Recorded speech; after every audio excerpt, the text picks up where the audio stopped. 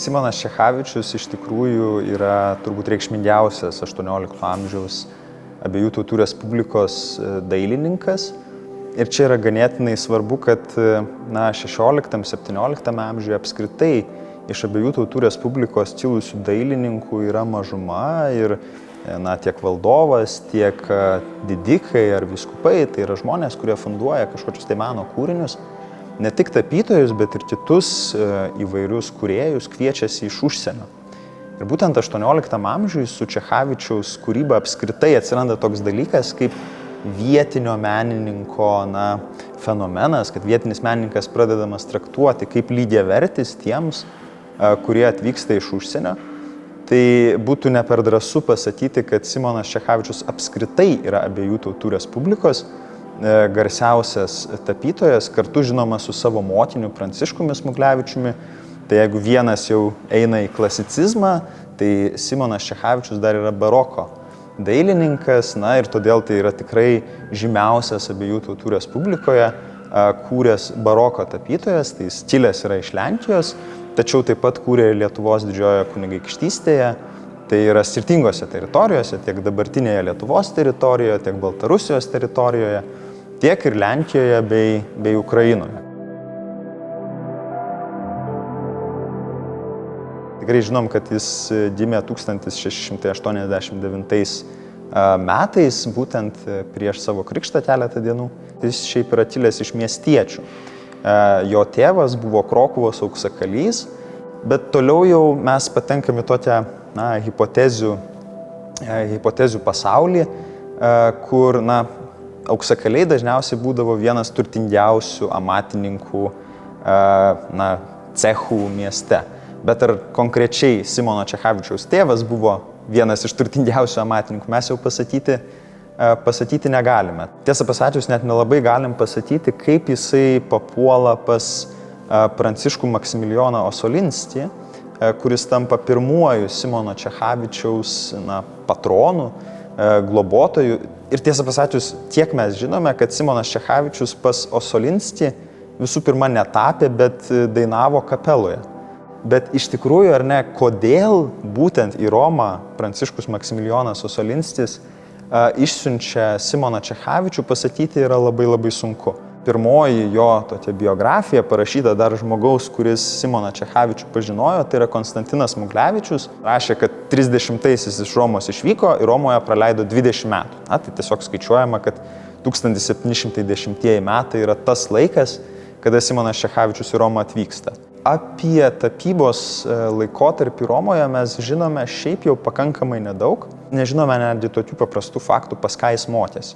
Kas konkrečiai buvo jo mokytojai, mes žinome, tiesiog galime netgi eidami per paveikslus matyti, kokios figūros galbūt yra nuo ko nukopijuotos.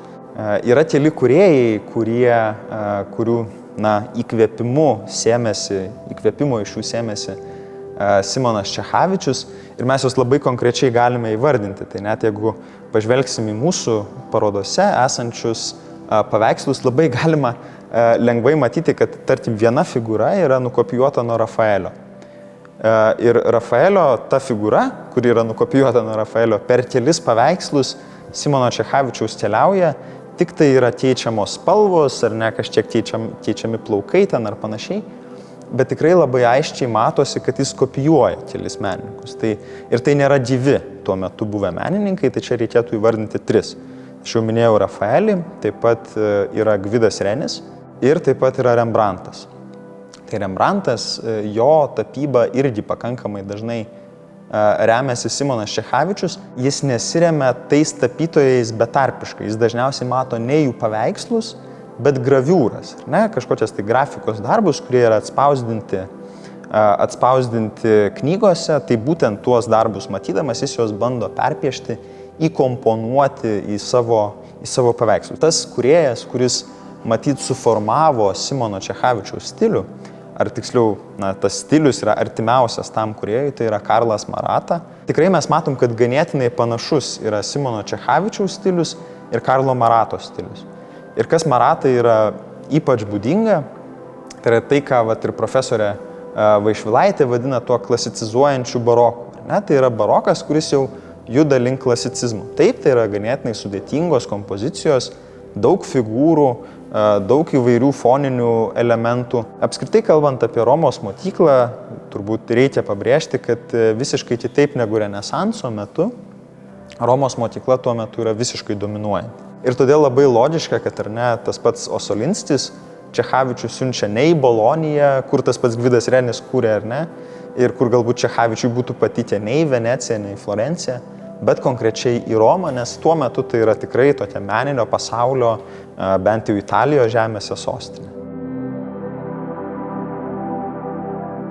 Tikrai pakankamai nemažai yra nutapęs portretų ir tada yra tai įvairios religinės scenos ir čia reikėtų netgi konkretinti, kad tai yra liturginis menas. Iš kur atsirado tas religiškumas jo tapyboje, kodėl jis tapė tik religinės scenas ar daugiausiai religinės scenas, neskaitant portretų. Tai čia reikia pasakyti, kad tikrai labai pamaldus žmogus buvo. Pamaldumą rodo keli faktai, tai vienas iš jų yra tai, kad jis buvo įstojęs į vienuolyną. Jis buvo tretininkas vienuolis, tai tikrai irgi rodo, kad tikėjimas jam buvo tikrai pakankamai svarbi dedamoji. Tai yra natūralu, kad jisai būtent todėl religinės scenas ir tapė. Tapimas bažnyčioms yra ir tam tikra reklamos forma, kad tu būsi matomas, tu būsi pažįstamas. Ir mes konkrečiai nežinom, kada iš Romos grįžta Simonas Čechavičius. Mes žinom, kad Romoje jis tikrai yra įtraukiamas į prestižinių tapytojų gildijas. Jis siunčia darbus savo užsakovams Lenkijos karalystėje, tačiau kai jis grįžta iš Lenkijos labai greitai, jis gauna daug užsakymų. Ir tie pagrindiniai užsakymai yra bažnyčių tapimas. Tiek Sapiegos, kurie yra iš Lietuvos Masalskiai, iš Lietuvos didžiosios kunigaikštystės, taip pat jie užsako Čechavičiaus darbus, Sapiegos anksčiau, Masalskiai vėliau. Turbūt tik Radvilos iš visų giminių neužsako. Bet kitos giminės, tie patys Potockiai, Ževuskiai, Liubomirskiai, Branickiai, Čepskiai, Osolinskiai, pirmieji Čechavičiaus patronai. Tai jie tikrai visi ima užsakyti savo bažnyčioms įvairius paveikslus ir taip pat portretus. Ir taip pat daug užsakymų jis gauna iš vienuolijų. Nėra dar padarytų tokių detalių dokumentinio paveldo, Simono Čechavičiaus dokumentinio paveldo tyrimų, kad mes galėtume užtikrintai pasakyti, kad jis Vilniuje tikrai buvo. Kelios kartos tyrėjų manė, kad Simonas Čechavičius tikrai gyveno Vilniuje ir tai būtų tikrai labai logiškas spėjimas, todėl kad labai konkrečiu metu Vilniuje tarp 1758 ir 9 metų per, iš principo 1,5 metų laikotarpį jis sukuria milžinišką kiekį paveikslų įvairioms Vilniaus bažnyčioms.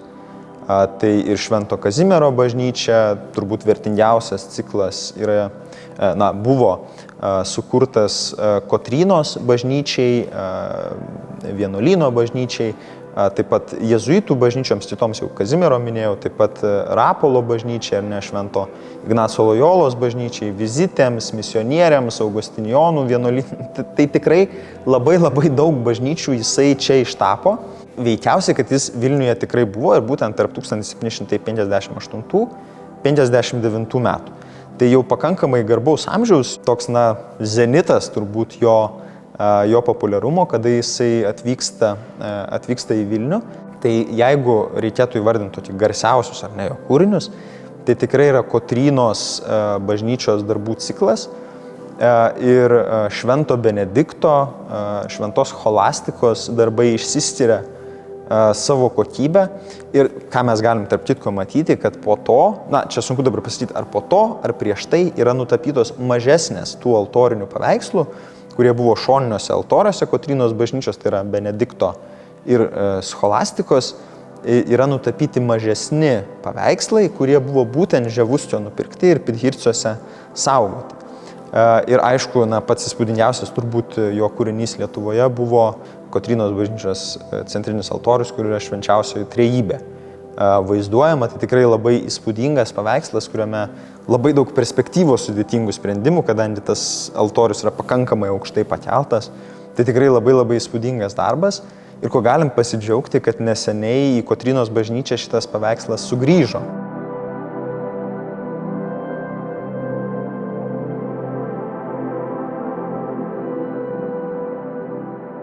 Jis turėjo pakankamai nemažai mokinių.